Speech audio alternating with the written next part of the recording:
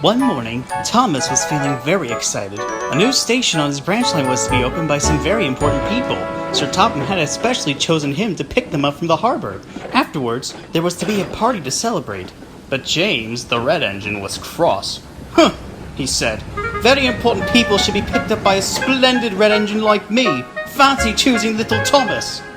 But Thomas didn't care what James said. He was too excited. Later, Thomas popped off to the harbor with Annie and Clarabelle. Mustn't be late," sang the coaches.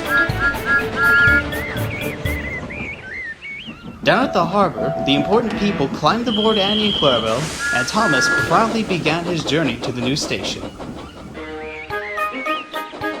Thomas was having a wonderful time. He was puffing smoothly down the line with the wind blowing against his funnel.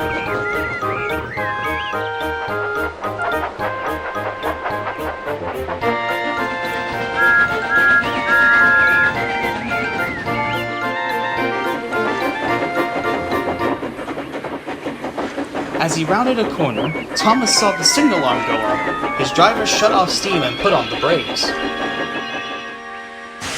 "Bother!" huffed Thomas. "And I was making good time, too." "Never mind," said his driver. "I'll go and see what's wrong." He ran up the line to see what the trouble was. It wasn't long before Thomas's driver returned. "It's James," he told Thomas. "He's broken down further up the line. His driver says he's sulking because he wanted to take the important people to the new station. Come on, let's go and help him." So Thomas was uncoupled from Annie and puffed down the line where James was. James was sulking when he arrived. Well, teased Thomas. "Fancy a really splendid engine like you getting all steamed up, eh, James?" "Be quiet," snapped James. "It's not funny." Thomas laughed and buffered up to James. He moved into a siding to wait for the men from the works to come and inspect him.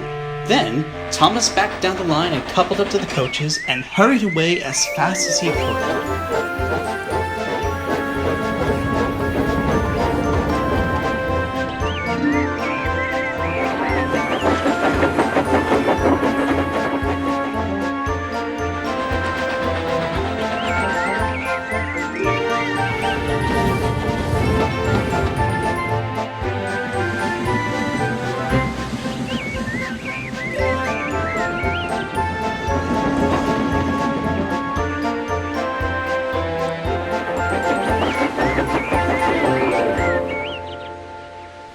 Sir Topham Hatt was waiting at the new station when he saw a very worn-out Thomas pull in.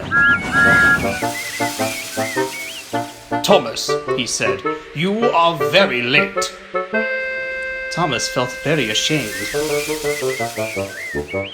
But then the very important people came out of the coaches and explained how Thomas had helped James. "I see," smiled Sir Topham Hatt. "Well done, Thomas. You've been a very useful engine." Thomas smiled and let out a cheerful toot of his whistle. Then the party began, and everyone had a wonderful time.